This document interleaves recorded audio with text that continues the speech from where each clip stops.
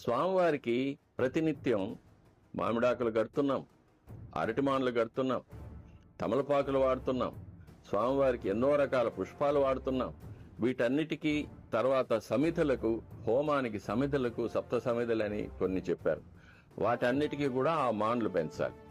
స్వామివారికి చందనం కావాలి, పచ్చకర్పూరం కావాలి. వీటన్నిటి కోసం వనాలు సృష్టించి వనాలను పరామర్శించాలి, ఫారెస్టేషన్. ఇవన్నీ చూసుకుంటారు. తరువాత వీటికి నీటి వనరులు కావాలి.